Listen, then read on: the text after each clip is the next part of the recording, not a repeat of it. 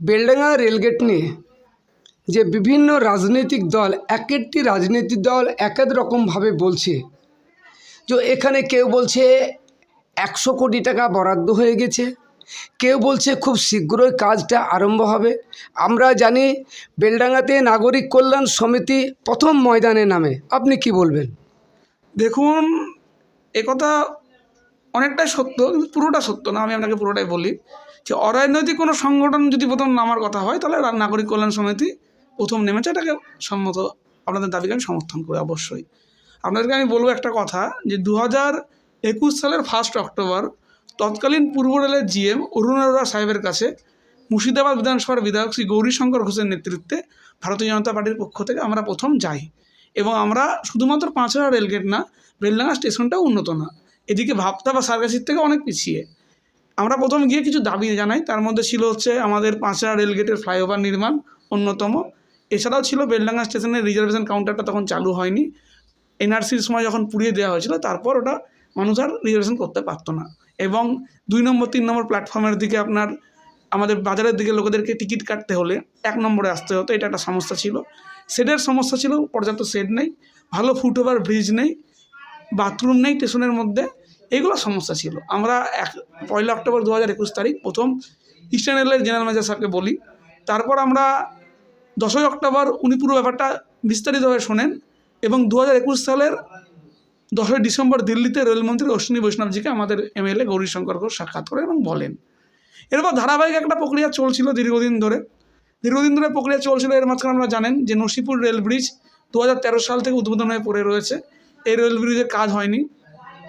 এই ব্রিজকে পুনরায় file opening করিয়ে গৌরীশঙ্কর ঘোষ জমিদাতারা ছিলেন, তাদেরকে রাজি করিয়ে তাদের কাছ থেকে অনুমতি নিয়ে সেই চিঠি রেল বোর্ডে জমা করে পুনরায় ফাইল খোলানোর পর এখন 2023 সালের নভেম্বর মাসের দিকে প্রায় কাজ সমাপ্ত হয়েছিল এবং ফেব্রুয়ারিতে পুরো কমপ্লিট হয়, এবং 2024 সালের মার্চ মাসে এই ব্রিজ চালু হয়েছে। এবং এই ব্রিজ চালু হওয়ার পর, মানে উদ্বোধন হয়েছে, চালু হবে, ট্রেন চলবে। চালু হওয়ার পর আমরা আশা করছি যে পাঁচড়া রেলগেটের সমস্যা আরও বাড়বে।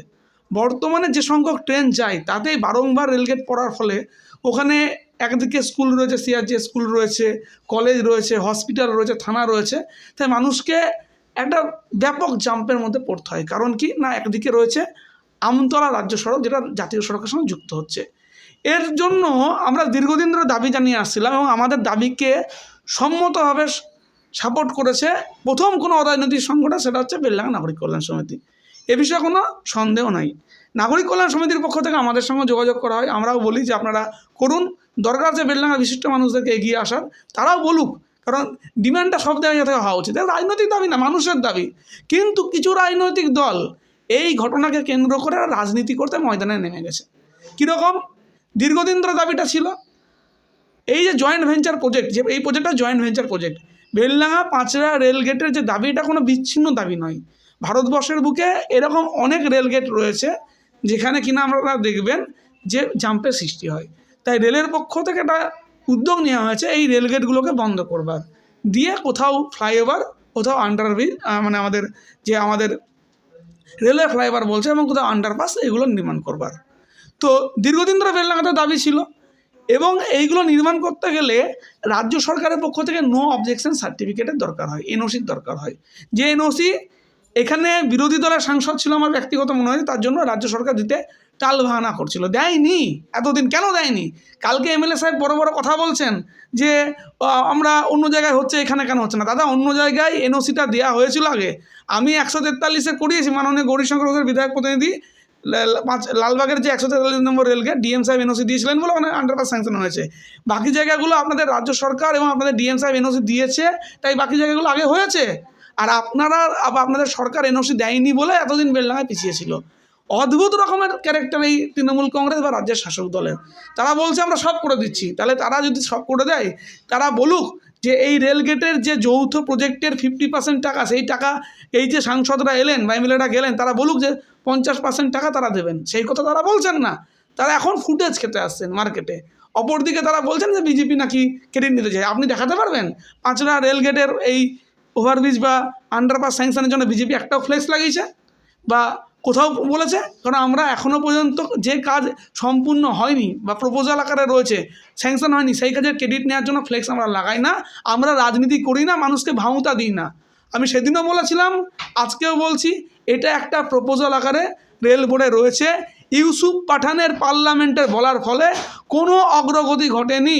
আপনাদের জানা দরকার, পূর্ব রেলের প্রথম জিএম অক্টোবর মাস 2021 অরুণ আরোরা সাহেব ছিলেন, তারপর ছিলেন এপি ত্রিবেদী সাহেব, এবং তারপর মিলন দেউশিকারজি। আমাদের এমএলএ গৌরীশঙ্কর ঘোষ এবং আমাদের জনপ্রতিনিধিরা পরবর্তীতে আমাদের নাগরিক কল্যাণ সমিতি বেলডাঙ্গা যারা রয়েছে তারা দেখা করেছেন। নাগরিক কল্যাণ সমিতি সম্ভবত দেখা করেছে আগের যে জিএম ছিলেন এপি ত্রিবেদী, এবং তারপর আমাদের এখন মিলন দেউশিকারজির সঙ্গে তারাও দেখা করেছে, ডিআরএম সাহেবের সঙ্গে দেখা করেছে। ব্যক্তিগতভাবে আমি ডিআরএম সাহেবের সঙ্গে একাধিকবার মিটিং করেছি গৌরীশঙ্কর ঘোষ সাহেবের উদ্যোগে। এবং আমরা একটা প্রসিডিওরে যখন নিয়ে যাচ্ছি, সেই সময় আমাদেরকে রেলের তরফ থেকে জানানো হয় যে রাজ্য সরকার এনওসি দিচ্ছে না। আমরা তখন বলি আপনারা কথা বলুন একবার। সে মতো অবস্থায় রাজ্য সরকার এখন শুনছি এনওসি দিয়েছে, কিন্তু 50% টাকার কথা তারা বলছে না। এমতো অবস্থায় রেল বোর্ডের কর্তারা আলিপুরে, আমি ডেট বলে দেবো, 25শে আগস্ট 2023 রেলমন্ত্রী এসেছিলেন, একটা বৈঠক হয়েছিল। সেখানে বলেছিলেন যে গৌরীবাবুকে যে আপনারা রেলমন্ত্রীকে বলুন যে একটু এই 111 নম্বর রেলগেটের সমস্যার সমাধানের জন্য টাকা স্যাংশন করার জন্য। তখন গৌরীবাবু এবং আমরা বলেছিলাম যে আমরা তো গণৎকার বা জ্যোতিষী নই, কী স্যাংশন করবে, কী প্রজেক্ট? আপনারা এক কাজ করুন, আপনারা আপনাদের ডিভিশন থেকে ইঞ্জিনিয়ার পাঠান, রাজ্য সরকারের প্রতিনিধিরা আসুক, আপনারা একটা প্রপোজাল বানান। যে প্রপোজাল আমরাও দিয়েছি, সেই প্রপোজাল দিয়েছে পাঁচলার ব্যবসায়ীরাও মনে হয় দিয়েছে, আবার নাগরিক কল্যাণ সমিতিও দিয়েছে। সেই প্রপোজাল কি না, এখানে একটা ফ্লাইওভার এবং আন্ডারপাসের দরকার আছে। এই কথা আমরা বলার পর তখন শিয়ালদা শাখার ডিআরএম সাহেবের উদ্যোগে আমাদের এই যে শিয়ালদার যিনি ডিভিশনাল ইঞ্জিনিয়ার রয়েছেন কৃষ্ণেন্দু দেব অনারেবল, উনি এবং আগের দিন যে ভিজিটের সময় যিনি এসেছিলেন এইএন অ্যাসিস্ট্যান্ট ইঞ্জিনিয়ার অভিষেক দে, ইনারা আসেন বেলডাঙ্গায়, এইচডিও সাহেব ছিলেন, ইনারা একটা এনকোয়ারি করেন, একটা ওনারা স্কেচ বানান, একটা প্রপোজাল বানান, এবং আনুমানিক 91 কোটি টাকা এই প্রজেক্টের খরচ তারা বানিয়ে সেটা শিয়ালদা ডিভিশনের ডিআরএমকে জমা দেন। তারপর আমরা ডিআরএম সাহেবকে বারবার দেখা করি, ডিআরএম সাহেবকে চাপ দিই, এবং সেই ফাইলটা আমরা জোনাল অফিস ফেয়ারলি প্লেসে ইস্টার্ন রেলের যেটা হেডকোয়ার্টার সেখানে পাঠাই। তারপর জিএম সাহেবকে রিকোয়েস্ট করার পর সেই ফাইলটা বর্তমানে রেল বোর্ডে রয়েছে, বিচারাধীন রয়েছে রেল বোর্ডে। এই জায়গাতেই এটা আটকে রয়েছে, এর থেকে কোনো অগ্রগতি ঘটেনি। অর্থাৎ মুর্শিদাবাদের এমএলএ গৌরীশঙ্কর ঘোষের কথাই বলুন, বা আমি রাজনীতি করি না, অধীর রঞ্জন চৌধুরী উদ্যোগ নিয়েছিলেন, কিন্তু উনি ক্রেডিটটা নিতে চান বেশি, এটার জন্য সমস্যা। আমরা যখন উদ্যোগটা নিয়ে একটা মেন জায়গায় নিয়ে এসেছিলাম, তখন উনি দেখছেন যেটা হতে পারে, তখন অধীর চৌধুরী ঘোলা জলে মাছ ধরতে নেমেছিলেন। তো কিন্তু তারও কিছু ভূমিকা আছে, আমি বিরোধী রাজনীতি করলে অস্বীকার করি না, যেটা অধীর চৌধুরী স্বীকার করে না, কিন্তু আমি করি। এবং নাগরিক কল্যাণ সমিতি আমরা যখন এই জায়গাটাকে একটা জায়গায় নিয়ে গেছিলাম, এবং মূলত গৌরীশঙ্কর ঘোষ উনি যখন এটাকে বারবার চাপ দিয়ে এটাকে রেল বোর্ড অবধি ফাইলটা পৌঁছালেন, তখন আমাদের এখানকার তৃণমূলের জনপ্রতিনিধিদের ঘুম ভাঙলো। যেহেতু ইউসুফ পাঠান জিতলো, বাজার গরম করতে হবে, ওনারা বলে দিলেন কি যে চলো একদিন ভিজিট করা যাক, এবং ভিজিটে এলেন। রেলের একজন অধিকর্তা ছিলেন অভিষেকবাবু, এবং ওখানে অন দ্য স্পট ইউসুফ পাঠান হলাল মিথ্যা কথা বলে গেলেন, বলেন পাস হয়ে গেছে, এবং বলে দিলেন আবু তাহের খান যে 100 কোটি টাকা স্যাংশন হয়ে গেছে। আমি বলেছিলাম এটা সম্পূর্ণ ভিত্তিহীন, এর কোনো বাস্তবতা নেই, আমার কথায় আপনাদের বিশ্বাস করতে হবে না, আপনারা আরটিআই করুন, আরটিআই করলে রেল উত্তর দিয়ে দেবে যে এই প্রজেক্টে 1 টাকাও স্যাংশন হয়েছে কিনা। গতকালকেও এমএলএ সাহেব বলছেন পাস হওয়ার মুখে বা পাস হয়ে গেছে, এখনও আপনি মিথ্যা কথা বলে যাচ্ছেন। এই দ্বিচারিতা কেন মানুষের সঙ্গে, মানুষের আবেগকে নিয়ে কেন উনি মিথ্যা কথা বলছেন? আমরা বলছি যেদিন পাস হবে সেদিন আমরা বলবো, আগে থেকে প্রচার কেন করব? পাস হলে তো বেলডাঙ্গা সবারই মঙ্গল, শুধুমাত্র বিজেপি, কংগ্রেস, সিপিএম, তৃণমূল নির্দিষ্ট কোনো লোক না, হিন্দু মুসলিম না, সবাই ব্যবহার করবে, সবার কাছে লাগবে। কিন্তু উনি ফুটেজ খাওয়ার জন্য এই কথা বলছেন। বেলডাঙ্গার এমএলএ সাহেবকে বলবো, দাদা এখনও ওটা পাস হয়নি, ওটা বিচারাধীন রয়েছে। রেল বলছে, আমি বলছি না। রেলের আরটিআইয়ের উত্তর দিয়েছেন রেলের সিনিয়র ডিভিশন কোঅর্ডিনেশন সুমনবাবু, বলে দিয়েছেন যে 1 টাকা এখনও স্যাংশন হয়নি। আমাদেরকে রেল বোর্ডের কর্তারা আবার বলেছেন যে আপনাদের সরকার, আপনারা যান, আপনারা আগে রিকোয়েস্ট করুন। আমরা আমাদের দলের পক্ষ থেকে, মুর্শিদাবাদের এমএলএ গৌরীশঙ্কর ঘোষের পক্ষ থেকে আবার যাব, আবার গিয়ে আমরা রেলমন্ত্রীর কাছে টাইম চাইবো। আমরা একাধিকবার গিয়েছি, আমরা রিকোয়েস্ট করবো বেলডাঙ্গাবাসীর সমস্যার সমাধানের জন্য। আর তৃণমূল কংগ্রেসের এমএলএদের যদি সদিচ্ছা থাকে যে বেলডাঙ্গাবাসী এই জ্যাম থেকে মুক্ত করতে চাই, তারা বলুক না যে যদি 100 কোটি খরচা হয় 50 কোটি আমরা দেবো, আমাদের রাজ্য সরকার দেবে। আমি বলছি, আমি ভারতীয় জনতা পার্টির অতি ক্ষুদ্র একজন কার্যকর্তা হিসাবে বাকি 50 কোটি টাকার দায়িত্ব ভারত সরকার নেবে, সে কথা তো তারা বলছে না, তারা ফুটেজ খেতে আসছে। উপরন্তু বেলডাঙ্গার এমএলএ সাহেব একটা মিডিয়ায় বলেছেন যে মুর্শিদাবাদের এমএলএ গৌরীশঙ্কর ঘোষ লালবাগের এমএলএ বেলডাঙ্গায় ফুটেজ খেতে আসেন। আমি তো কই লালবাগে যাই না। দাদা আপনাকে কে বারণ করেছে? আপনি লালবাগে যান, আপনি একজন জনপ্রতিনিধি, সব জায়গায় যেতে পারেন পশ্চিমবঙ্গের। আর গৌরীশঙ্করকে শুধু মুর্শিদাবাদের এমএলএ না, রাজ্য বিজেপির সম্পাদক, বিজেপির মতো কেন্দ্রীয় দল, তার রাজ্যের নেতা, উনি পশ্চিমবঙ্গের যে কোনো জায়গায় যেতে পারেন। বেলডাঙ্গার নাগরিক কল্যাণ সমিতি ওনার সঙ্গে দেখা করতে চেয়েছে, বেলডাঙ্গার অনেক জনপ্রতিনিধি দেখা করতে চেয়েছে, বেলডাঙ্গার সাধারণ জনগণ দেখা করতে চেয়েছেন, বেলডাঙ্গার মানুষ ওনাকে চিঠি দিয়েছেন। তাই উনি বেলডাঙ্গা এসেছেন এবং একাধিকবার বেলডাঙ্গার দাবি নিয়ে রেলমন্ত্রীর সঙ্গে দেখা করেছেন এবং রেল দপ্তর থেকে ওনাকে বারংবার বলেছেন যে আপনি যে দাবিগুলো করছেন একবার নিজে চোখে গিয়ে ভিজিট করে আসুন। গৌরীশঙ্কর আচ্ছা, কোনো স্বার্থ বেলডাঙ্গার রেলগেটের যেসব দোকানদারগুলো রয়েছে তাদের যে ক্ষতিপূরণ হবে এই ব্যাপারটা নিয়ে যদি একটু বলেন। দেখুন, আপনাকে আমি একটা কথা বলে থাকি, আইন শৃঙ্খলা বা উচ্ছেদ এটা হচ্ছে সম্পূর্ণ রাজ্যের ব্যাপার, ঠিক আছে?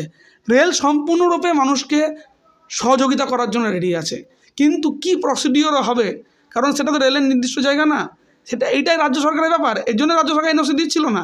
এখন রাজ্য সরকার এনওসি দিয়ে বলেছে যে আমরা দায়িত্ব নিচ্ছি, কিন্তু ওই যে একটা কথা, টাকার দায়িত্ব নেব না। এবার ব্যাপারটা কি, আপনি বাড়িতে অনুষ্ঠান করে লোককে নেমন্তন্ন করবেন, কিন্তু আপনি ভোজ খাওয়াবেন না, অন্যের টাকায় খাবেন, এরকম হচ্ছে ব্যাপার। তবুও আমরা বলছি সেই সমস্ত মানুষের পাশে আমরা রয়েছি, তারা ভারত সরকারের সঙ্গে যোগাযোগ করুক, আমরা যতদূর তাদের জন্য লড়াই করতে হয় করবো। মিথ্যা প্রস্তুতি, মিথ্যা আশ্বাসন দেবো না তাদেরকে যে অমুক হয়ে যাবে তমুক হয়ে যাবে। যেটা বাস্তবসম্মত, যেটা করা যাবে সেটাই আমরা করব। পুনর্বাসনের জন্য কি ব্যবস্থা করবেন? দেখুন, পুনর্বাসনের দায়িত্ব তো রেলের শুধু একা না। আর আমি কি বলছি, জয়েন্ট ভেঞ্চার প্রজেক্ট, এই রাজ্য সরকার, এই প্রজেক্টগুলো যৌথ প্রজেক্ট, শুধুমাত্র রেলের না, রাজ্য সরকারের ভূমিকা আছে, কিন্তু রাজ্য সরকার এড়িয়ে যেতে চাইছে, তারা শুধু ফুটেজ খেতে চাইছে। রাজ্য সরকার প্রপোজাল দিক, কী করা যায় ব্যবস্থা, আলোচনা সাপেক্ষে হবে। এটা আমি একটা মন্তব্য করে দেবো, অমুক করে দেবো, আমি তো 100 কোটি টাকার মতো ভাঙতাবাজির গল্প দিতে পারবো না। যেটা সবাই মিলে বসে, স্টেট গভর্নমেন্ট থাকবে, সেন্ট্রাল গভর্নমেন্ট, রেলের লোকজন থাকবে, বেলডাঙ্গা মিউনিসিপ্যালিটি থাকবে, লোকাল অথরিটি থাকবে, যারা ব্যবসাদাররা আছে, একটা সলিউশন বার করতে হবে। বেলডাঙ্গার সমস্যার এটা, মানুষগুলোকে তো জলে ফেলে দেওয়া যায় না, তাদের জীবন জীবিকা জড়িয়ে আছে, তা আমার মতো তাদের সন্তান সন্ততি রয়েছে, তাদের তো ওখান থেকে জীবিকা নির্বাহ করে সংসার চালাতে হয়। আমি একটা ভালো কাজ করতে গিয়ে আরও 10 জনের ক্ষতি করে দিলাম, সেটা তো হবে না। তাদের জন্য উপযুক্ত ব্যবস্থা করতে হবে, আমার ডিমান্ড আছে অবশ্যই, কারণ তারা আমার বেলডাঙ্গার বাসী, তারা যাকে ইচ্ছা ভোট দিতে পারে, রাজনীতির জায়গায় থাকবে, কিন্তু তাদের আওয়াজ আমি তুলবো। এবং এই কথা বলছি বলে বারংবার আমাকে শাসক দলের চক্ষুশীল হতে হচ্ছে। আমি আপনাদের একটা জিনিস দেখাই, আমাদের তৃণমূলের জনপ্রতিনিধিকে বলুন, আমি যেটা বলেছিলাম যে বারংবার যে বেলডাঙ্গা স্টেশনে উন্নয়ন করাবো, আমরা প্রথমে একটা কাজ করিয়েছি, রিজার্ভেশন কাউন্টার 2021 সালের ডিসেম্বর মাসে আমরা ওপেন করিয়েছি। আপনারা দেখবেন এটিভিএম কাউন্টার ওপেন হয়ে গেছে, অর্থাৎ 2 নম্বর ও 3 নম্বর দিকের লোকেদেরকে টিকিট কাটতে গেলে এখন সকাল 6টা থেকে দুপুরবেলা 12টা অবধি বা 12:30 অবধি, আর দুপুর আবার 3:30 থেকে 8টা অবধি, আর 1 নম্বরে যেতে হয় না। এদিকে এটিভিএম কাউন্টারের মাধ্যমে মানুষ টিকিট কাটতে পারে। আমি বলেছিলাম যে এই আর্থিক বছরে আমরা বেলডাঙ্গা স্টেশনের শেডের ব্যবস্থা করে দেবো, অর্থাৎ আমরা যে বেলডাঙ্গা স্টেশনে মানুষ ট্রেন ধরতে গেলে মানুষকে রোদে উঠতে হয়। বেলডাঙ্গাবাসী অমৃত ভারত প্রকল্প চাইছে বেলডাঙ্গার স্টেশন, কি বলবেন? দেখুন, আমি একটা স্পষ্ট কথা স্পষ্টভাবে বলতে ভালোবাসি, বেলডাঙ্গাতে যে এনআরসির সময় স্টেশন পুড়িয়ে দেওয়া হয়েছিল, সেটার জন্য বেলডাঙ্গা স্টেশন আনঅফিসিয়ালি আমার মনে হচ্ছে ব্ল্যাকলিস্টেড হয়ে আছে। অর্থাৎ অনেক ছোটো স্টেশন যেগুলো অমৃত ভারত হওয়া দরকার নাই সেগুলো হয়ে যাচ্ছে, কিন্তু বেলডাঙ্গা হচ্ছে না। আমরা রেলমন্ত্রীকে রিকোয়েস্ট করেছি যে মানুষ ভুল করে, তো সবার মানুষের দ্বারাই তো ভুল হয় এবং মানুষ ভুলের সংশোধন করে, আপনারা আমাদের সুযোগ দিন। আমি বেলডাঙ্গার সকল মানুষের দাবি করছি যে অমৃত ভারতে অবশ্যই হওয়া উচিত, এবং উনিও আমাদের আশ্বাস দিয়েছেন যে বেলডাঙ্গা স্টেশনে ধীরে ধীরে উন্নতি হবে, এবং উনি কথা রাখছেন। আপনাদেরকে আমি দেখাচ্ছি সেই কথা, এই দেখুন, আপনারা ক্যামেরার মাধ্যমে দেখাতে পারবেন। অলরেডি ভারত সরকারের পক্ষ থেকে 1,64,226,226.75 টাকার টেন্ডার করা হয়েছে। এখানে লেখাও আছে, দেখবেন, Beldanga provision of full cover set at platform number 1, 2 and 3, অর্থাৎ বেলডাঙ্গা স্টেশনের জন্য 1,64,77,205 টাকা ভারত সরকার দিয়েছে, এবং এই টেন্ডার 13 তারিখে ক্লোজ হয়ে যাচ্ছে। 13 তারিখের পর রেল যে কোম্পানি পাবে টেন্ডার, তাকে ওয়ার্ক অর্ডার দিয়ে দেবে। অর্থাৎ আমরা যে কথা বলছি, আপনি অমৃত ভারত বলছেন, অমৃত ভারত মানে কি? উন্নত মানের স্টেশন, উন্নত মানের প্ল্যাটফর্ম, উন্নত মানের ফুট ওভার ব্রিজ, উন্নত মানের টয়লেট ব্যবস্থা, এগুলো একে একে হবে। এই বেলডাঙ্গা স্টেশনে কিছুই নেই, ধীরে ধীরে উন্নতি হচ্ছে। তাই আমরা যখন বলেছি রেলমন্ত্রীজিকে, উনি আমাদের আশ্বস্ত করেছেন যে ধীরে ধীরে পরিকাঠামো উন্নতি করুন। দেখুন, ছেলে অঙ্ক পারে না, হঠাৎ করে আপনি মাধ্যমিকের অঙ্ক পারেন, আপনি তাকে এইচএসের অঙ্ক দিচ্ছেন, তাহলে হবে না তো ব্যাপারটা। আগে মাধ্যমিক পাস করুক, তারপর তো 11, 12। তাই ধীরে ধীরে উন্নতি হবে, আমি আপনাদেরকে একদম আশ্বস্ত করছি। এখন অমৃত ভারত ফেজ 1-এর কাজ চলছে, ফেজ 2-এর লিস্টও হয়ে গেছে। আমরা চেষ্টা করবো ফেজ 2-তে ঢোকানোর। যদি ফেজ 2-তে না হয়, দায়িত্ব নেই বলছি, এরা মিথ্যা প্রতিশ্রুতি 100 কোটির মতো না। 100 কোটি স্যাংশন আমরাই করাবো, আমাদের সরকারই করাবে। যেদিন করাবে আপনাদেরকে ডেকে বলবো, ফ্লেক্সও লাগাবো। আগে থেকে আমরা নাচতে লাগি না। তো এই বেলডাঙ্গা স্টেশনকে আমরা অমৃত ভারতের যে দাবি, যেটা গৌরীশঙ্কর ঘোষের দাবি, আমাদের বিভিন্ন নাগরিক কল্যাণ সমিতি থেকে শুরু করে বিভিন্ন সংগঠনের দাবি, সেটা সম্পূর্ণরূপে বাস্তবসম্মত এবং সেটা বাস্তবায়িত হবে, ধীরে ধীরে হবে। এটাই আপনাকে বলছি আমি, যে এই অক্টোবর থেকেই প্রায় বেলডাঙ্গা স্টেশনে আধুনিক মানের শেড নির্মাণ হবে।